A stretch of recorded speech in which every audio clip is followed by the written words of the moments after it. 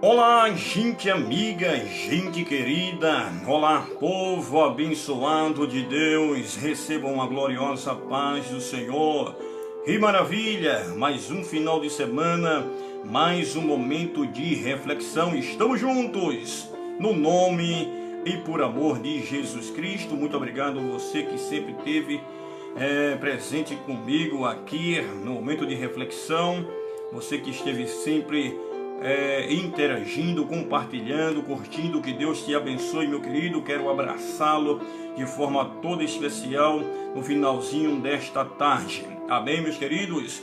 Um abraço todo especial aos nossos irmãos ali no Mato Grosso do Sul, no distrito chamado Vila Quebracho, ali que Deus abençoe, onde tivemos a honra de estar com os irmãos durante 3 dias, comemorando mais um ano de atividade do Círculo de Oração de Mulheres ali, como também mais um ano de atividade dos jovens, um trabalho unificado ali. Vai o meu abração ao pastor Zaqueu, e este abraço seja extensivo a todos os obreiros ali, a todos os colaboradores, organizadores. Que Deus abençoe, aos amigos que ali construímos. Muito bom estar entre vocês, ter-lhes conhecido. Fico muito feliz e fiquei muito feliz e agradecido a Deus pela receptividade, pela forma amigável, não é, em que fomos ali recebidos. Deus abençoe ao pastor presidente Vilmar ali naquela cidade. Que Deus abençoe no nome de Jesus. Meus queridos irmãos, quero abraçar o servo de Deus, o irmão Marcos Lopes, meu amigão José Augusto, amém. Que Deus abençoe no nome de Jesus. Vai o meu abraço ao meu primo, a todos os primos, não é? Estivemos aí comemorando o Dia dos Primos. Sintam-se todos abraçados no nome de Jesus. Minha prima Darlene Alves, aí em Nazaré da Mata, muito obrigado pelo compartilhamento, não é? Pelas curtidas, não é? Quero abraçar aqui o meu pastor Edmilson Antunes, aqui na congregação do São Vicente, na rua Estefânio José Vanoli. Que Deus abençoe nosso segundo dirigente, o presbítero Cristiano, terceiro dirigente, presbítero Derli, os evangelistas, demais presbíteros, diáconos e auxiliares, distribuídos aí nos diversos departamentos da igreja. Que Deus abençoe. Quero mandar um abração a todos os componentes do coral, Coral Ebenezer, aqui da nossa congregação. Este final de semana estarão aí de festa, mais um ano de atividade. Sintam-se todos abraçados. Que Deus abençoe o dirigente, o presbítero Romeu, o maestro daquele coral. Amém, meus queridos? Vai ser uma bênção de Deus e todos estão devidamente convidados. Meus queridos irmãos, eu quero ir de encontro com um texto pela qual foi tema ali das comemorações dos jovens ali no Mato Grosso do Sul, livro dos Juízes, no seu capítulo de número 6, a iniciar no versículo de número 11. Por gentileza, meus queridos irmãos, diz assim a palavra de Deus: Então o anjo do Senhor veio e assentou-se debaixo do carvalho que está em Ofra, que pertencia a Joás Abis-Esrita. Gideão, seu filho, estava malhando o trigo no lagar para o salvar dos midianitas. Então o anjo do Senhor lhe apareceu e lhe disse: O Senhor é contigo, varão valoroso. Mas Gideão lhe respondeu: Ai, Senhor meu, se o Senhor é conosco, por que tudo isso nos sobreveio? E que é feito de todas as suas maravilhas que nossos pais nos contaram, dizendo: Não nos fez o Senhor subir do Egito? Porém agora o Senhor nos desamparou e nos deu na mão dos midianitas. Então o Senhor olhou para ele e disse: Vai nesta tua força e libertarás a Israel das mãos dos midianitas. Porventura não te enviei eu? E ele lhe disse: Ai, Senhor meu, com que livrarei a Israel? Eis que a minha família é a mais pobre em Manassés, e eu o menor da casa do meu pai. E o Senhor lhe disse: Porquanto eu hei de ser contigo, tu ferirás os midianitas como se fossem um só homem.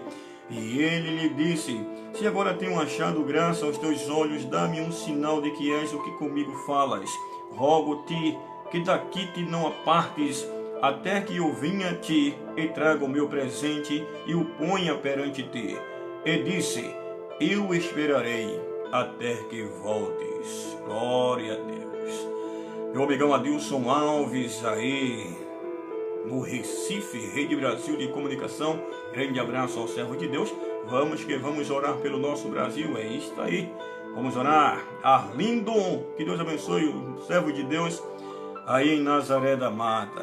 Meus queridos irmãos, palavra do Senhor nesta tarde, como os irmãos perceberam, capítulo de número 6, versículo de número 11, e nós vamos perceber, à luz da palavra do Senhor, o cenário hostil pelo qual o povo de Israel estava atravessando. Um momento difícil de crise existencial, de crise moral, de crise política e espiritual, uma vez que o próprio Deus havia entregue este povo ao castigo por um tempo de 7 anos. Deus entregou Israel aos midianitas pelo fato deste povo perfeito que parecia mal aos seus olhos. Então, como consequência, Deus entregou este povo ao castigo por um tempo de 7 anos. Então imagina, meus queridos irmãos, na história da Bíblia Sagrada é fato de termos lido e acompanhado histórias em que o povo de Deus passaram por momentos de dificuldades, passaram por desertos, pelos vales, porém tinham a companhia de Deus, a presença de Deus os conduzindo, os guiando, os guardando, livrando de todos os males. Mas passar no vale, no deserto, sem a presença de Deus, é algo terrível, é algo assustador. Então o povo de Israel estiveram submetidos a um castigo por um tempo de 7 anos e sem a presença de Deus. Não tendo a presença de Deus, não tinham como alcançar o livramento. Glória a Deus. Não tinha quem os livrasse ali dos midianitas, que eram um povo numerosos, somando força com os amalequitas e outros povos do Oriente. Eles desciam contra Israel como gafanhotos de forma que não podia contar, incontáveis.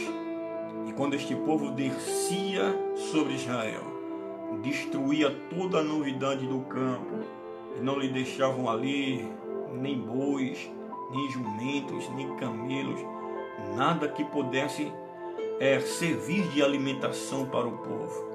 Então, durante esses 7 anos, o povo de Deus, eles tiveram que, para escapar de suas vidas, fugir para as covas, para as cavernas, nas montanhas, lá nos montes, se refugiar, se livrar do perigo.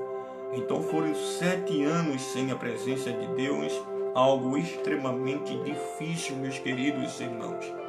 Mas a verdade é que mesmo diante desse cenário hostil, desse cenário difícil, Deus, ele saiu à procura de alguém pela qual pudesse se instrumentalizar, pudesse usar. E é interessante que Deus está procurando alguém dentro deste cenário. Deus está procurando por alguém que esteja inserido neste quadro de sofrimento, dentro deste deserto. Alguém que também esteja padecendo, sendo perseguido, ameaçado pelos inimigos. Glória a Jesus. Deus poderia levantar alguém ou usar alguém que estivesse fora desta provação, fora deste vale. Mas Deus está procurando alguém dentro do campo da provação, porque desde o longo da história, irmãos, que nós vamos ver que para Deus fazer cumprir os seus desígnios, Deus sempre levantou alguém em situações difíceis ou em cenários difíceis.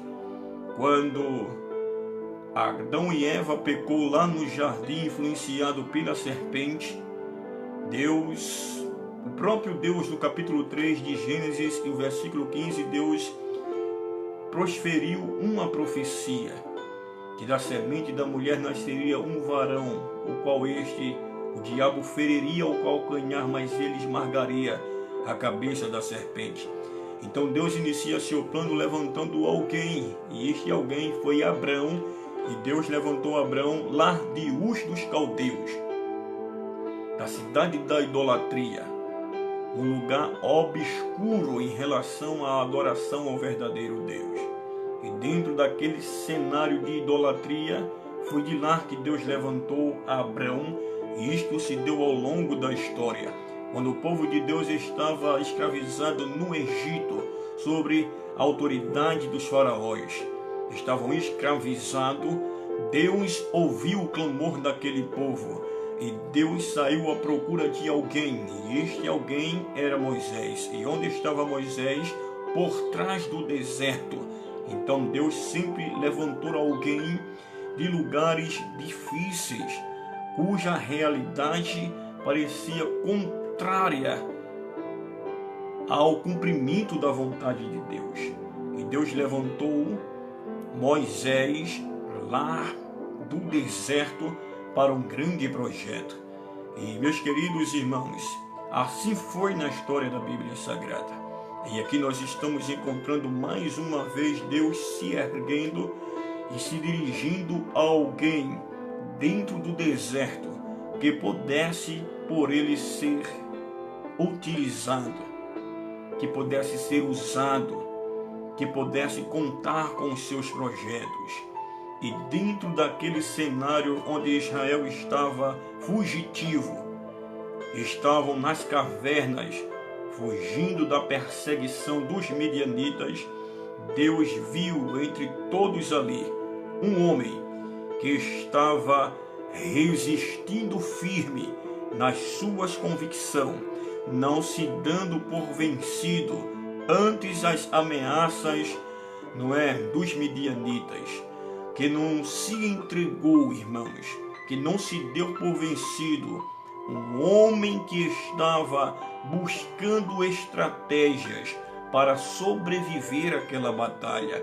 Então, a ação de Gideão foi algo que chamou a atenção de Deus. E é interessante que quando estamos submetidos num campo de provação, em que muitas das vezes abate o nosso psicológico, o nosso emocional, mas mesmo diante da realidade, nós estamos, irmãos, tirando força de onde não temos, buscando resistir, entendendo que é possível uma mudança do quadro, que é possível acreditarmos e que ainda há uma esperança. O coração de Deus se alegra quando nós estamos provados, porém não se entregando diante da situação. É louvável olharmos para a postura de Sadraque, Mesaque e Abednego, quando foram forçados e ameaçados por Nabucodonosor, para que pudesse se render, se prostrar e adorar a sua estátua de ouro. E aqueles que não se prostrassem, não adorassem aquela estátua, eles seriam lançados na fornalha de fogo ardente. Mas a postura daqueles três homens, quando eles pela fé proferiram palavras em que mostraram as suas convicções de fé, firmando que de maneira alguma e por hipótese alguma se prostrariam para adorar alguém que não fosse o Deus de Israel. Eles se submeteram a serem jogados na fornalha, mas não se entregou diante da autoridade do rei, e não se prostrou e não adorou a estátua do rei Nabucodonosor. E mesmo sendo lançado dentro daquela fornalha, sendo jogado à prova de fogo, a Bíblia diz que o próprio Deus desceu na fornalha, livrou aqueles três homens da fornalha de fogo ardente. Então o coração de Deus sempre estará atento às atitudes que tomamos diante das dificuldades, quando muitas das vezes nas dificuldades muitos têm recuado. Diante das dificuldades muitos têm, irmãos, abandonado. Irmãos, se dado por vencido, recuado. Existem muitos que por amor a Deus e a sua palavra têm resistido, têm permanecido firme. O salmista Davi disse que os que confiam no Senhor são como os montes de Sião que não se abalam, mas eles permanecem para frente. Então Deus olhou para Gideão, usando de uma estratégia, usando a sua soberania. Ele começou a estudar o comportamento dos midianitas ali. E ele percebeu que quando os israelitas plantavam o trigo, regavam o trigo, eles desciam com o exército e colhiam todos os trigos no tempo da colheita. Então Gideão usou uma estratégia, porque Deus sempre nos dará uma estratégia. Glória a Jesus. Aleluia. Deus sempre dará uma saída, um escape. E a Bíblia diz que Gideão, ele estudou e começou a agir da seguinte forma. Quando o povo de Israel plantava o trigo, regava, o trigo crescia, e no tempo da colheita, Gideão, antes do tempo da colheita, se antecipava e colhia o trigo. E outra coisa que eu vejo interessante na ação de Gideão é que ele passou a malhar o trigo lá no lagar, no lugar apropriado para malhar o vinho para a fabricação da uva. Ou seja, a uva ele malhava no lagar, que na verdade era o lugar apropriado para malhar a uva para a fabricação do vinho, quando na verdade o trigo era malhado, debulhado na eira. A eira era o local apropriado. Então Gideão sabia em que os midianitas não iam procurar trigo no lagar, porque o lagar não era um local apropriado para malhar o trigo. E como não era o tempo da colheita, Gideão poderia malhar ali o seu trigo livre de qualquer uma emboscada. E isto foi uma estratégia que Deus o aplaudiu de pé e fez questão de descer ali debaixo do carvalho e dizer para Gideão: o Senhor é contigo, varão valoroso. Deus, em mais um ato da sua teofania, a forma como Deus se apresenta ao homem, Deus se apresenta em forma de anjo. Aplaude a atitude de Gideão e, sem sombra de dúvida, estava ali diante de Deus alguém pela qual ele poderia usar poderosamente. Então Deus, ele difere uma palavra profética: o Senhor é contigo, varão valoroso. Embora essas palavras pegaram Gideão de surpresa, porque até aquele momento era algo que Gideão não entendia. Era algo que Gideão não tinha certeza. Primeiro, que Deus era com ele. E outra, que ele era um varão valoroso. Porque as circunstâncias, o momento, a realidade de Gideão confrontava estas palavras de Deus. Na verdade, irmãos, o momento de Gideão era contrário às palavras de Deus. E muitas das vezes Deus nos trata desta forma, meus queridos irmãos. Amém? Glória a Jesus. Deus nos confronta desta forma. Aleluia. Gideão tinha argumentos de sobra para dizer ali para o anjo que estava existindo um equívoco. Lembra, meus queridos irmãos, de Moisés, quando Deus disse: Moisés, é tu que serás usado, é tu que enviarei até Faraó, e através da tua vida que eu livrarei o meu povo do Egito. Moisés, ele apresentou 4 desculpas para Deus, resistindo ou tentando convencer Deus de que aquela escolha era uma escolha equivocada. Da mesma forma, Jeremias disse para o Senhor: ah, Senhor, eu sou uma criança, nem sei falar. E Deus sempre estava reforçando, mostrando de forma em que os seus filhos pudessem compreender que havia por trás de tudo isso uma escolha. E quando Deus escolhe, está determinado. E além de Deus escolher, Deus também está se submetendo a entrar neste projeto, a entrar na batalha. E não foi diferente com Gideão, meus queridos irmãos. A Bíblia diz que Deus ali se apresenta para Gideão e diz: o Senhor é contigo. Então, meus queridos irmãos, Deus muitas das vezes não nos vê, aleluia, não nos vê como nós estamos no momento, amém? E Deus também não vê as coisas como elas são, amém?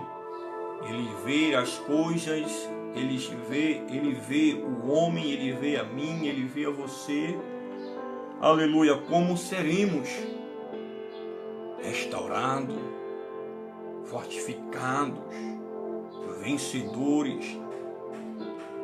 O olhar de Deus para Gideão ali era um olhar profético. É verdade, irmãos, que Deus estava vendo um Gideão fracassado, um Gideão escondido, um Gideão temeroso, um Gideão que estava tremendo com medo dos midianitas ali. Mas quando Deus diz: o Senhor é contigo, Deus está com uma visão, aleluia, para o futuro de Gideão. Então, muitas das vezes Deus trata comigo e Deus trata com você olhando para o amanhã da sua vida, para o amanhã da nossa vida. Glória a Jesus.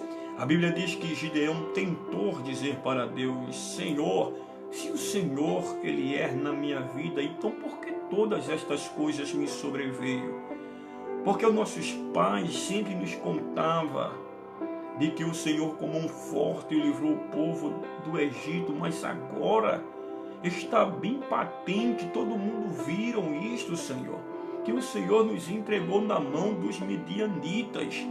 E é bem verdade que o fato de Deus ter entregue nas mãos dos midianitas não foi uma atitude e uma decisão tomada pela vontade de Deus, mas porque houve uma provocação.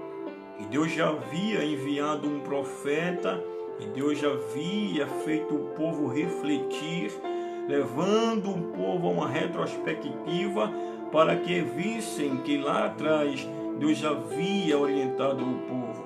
Quando nós lemos no versículo de número, meus queridos irmãos, de número 8, Deus enviou o profeta, e Deus disse pela boca do profeta: eu vos fiz subir e vos tirei da casa da servidão, e vos livrei da mão dos egípcios e da mão de todos quantos vos oprimiam. E eu os expeli de diante de vós e vos dei a sua terra. E vos disse: eu sou o Senhor vosso Deus, não temais aos deuses dos amorreus, em cuja terra habitais, mas não destes ouvidos à minha voz. Então foi o povo que abandonou a palavra de Deus, e como consequência passaram por todos aqueles atritos. Mas aqui está Deus agora, irmãos, à procura de alguém, aleluia, para levantar, para que leve o seu nome, para que represente o seu nome. E Deus encontrou um que estivesse ali em posição de batalha, alguém que estivesse resistindo e reagindo a toda aquela situação. Deus foi à procura de alguém que estivesse ocupado, porque Deus sempre vai à procura de alguém que, mesmo provado, mesmo tentado, mesmo perseguido, esteja de pé, esteja ocupado, esteja trabalhando, esteja movendo uma ação. Meu amigão Israel Silva, Pai do Senhor, meu irmão, como é que está o servo de Deus aí em Recife? Então, meus queridos irmãos, olha Deus agora escolhendo Gideão para fazer parte de um grande projeto, e parece que eu vejo Deus dizendo: Gideão, eu te convido para fazer parte de um projeto, mas um projeto de sucesso, um projeto vitorioso, projeto este que vai dar certo. E neste projeto você não estará sozinho, eu farei parte deste projeto também. Glória a Jesus. E meus queridos irmãos, depois de toda a palavra de Deus ali, confirmando a escolha, e de que Gideão, sem sombra de dúvida, seria o escolhido, mesmo sendo a sua família a menor da casa de Manassés, mesmo ele sendo o menor da casa dos seus pais, porque eis aí a matéria-prima que Deus usa para fazer grandes coisas. Aqueles que ninguém dão nada, aqueles que são vis e desprezíveis, conforme o apóstolo Paulo, aleluia, glória a Deus, fala na sua primeira epístola aos Coríntios, no seu capítulo 1, versículo 25 por diante. Então Deus estava escolhendo Gideão para fazer parte de um projeto vencedor. Glória a Deus. E diz a Bíblia que Gideão disse: Senhor, se é o Senhor que fala comigo, então me dê um sinal, Senhor, de que a tua presença é comigo. E antes disso, Gideão disse: não, Senhor, vamos fazer o seguinte: se o Senhor é aquele que trata comigo, que o Senhor me espere, que o Senhor me aguarde. Versículo de número 17, 18. Não te apartes daqui até que venha e traga e apresente diante de ti o meu presente. E diz a Bíblia que Deus disse: eu esperarei até que volte Gideão. Então, meus queridos irmãos, observem que o momento era difícil, era. A prova na vida de Gideão era terrível, era. E mesmo assim, Deus estava dizendo para Gideão: eu vou te esperar, porque Gideão prometeu apresentar algo diante de Deus como oferta, como um presente. Por mais difícil que seja a situação, aqueles que se esforçam, que não se entregam à situação, que não se dão por vencido, sempre encontrarão meios e formas de ofertar a Deus, de apresentar algo para Deus. E Gideão disse: eu tenho um presente para ti, Senhor. E ele foi, e glória a Deus que foi e voltou. E quantos que têm nesses dias de hoje feito promessas para Deus, prometido apresentar a sua oferta diante de Deus. Entra ano e sai ano, e nada do que é prometido se faz. Mas Gideão disse: eu vou preparar um presente. E ele voltou e apresentou o seu presente. Embora, meus queridos irmãos, que depois do presente, Gideão, empolgado com aquela situação, ele também constrói um altar do sacrifício e oferta um sacrifício a Deus. Um sacrifício do seu jeito, um sacrifício conforme o seu entendimento, era o que ele entendia por relacionamento, por intimidade por Deus, estava representado na forma como ele fez aquele altar e preparou o sacrifício. Então nós vamos observar que o versículo 22 por diante, Gideão ele pega pedras, paus por ali encontrado, pega o carneiro que ele vê por a frente e ele prepara o sacrifício, imolou o carneiro e ofertou a Deus. Só que Deus, ele reprovou o sacrifício de Gideão. Porque, meus queridos irmãos, o projeto de Deus era muito mais na vida de Gideão do que aquilo que ele estava ofertando para Deus. Então, se ele queria ver a glória de Deus sendo manifesta e vendo os israelitas vencendo a forte opressão dos midianitas, ele precisaria se esforçar para apresentar algo de melhor para Deus. E Deus sabia que Gideão tinha condição de apresentar o melhor. Nós só vamos conseguir apresentar o melhor para Deus a partir do momento em que deixarmos Deus dirigir e determinar o sacrifício para nossas vidas. Amém, meus queridos irmãos? Que Deus nos abençoe a cada um de nós nesta tarde. Se coloque à disposição de Deus e escuta o que Deus tem a tratar para conosco, e tudo vai dar certo e a vitória será do povo de Deus. E que Deus em Cristo nos abençoe para todos sempre. Amém. Se Deus assim nos permitir, estaremos de volta em uma outra oportunidade. Lembre-se, Deus sem você continua sendo Deus, mas você sem Deus não é nada. Um abração, meus irmãos.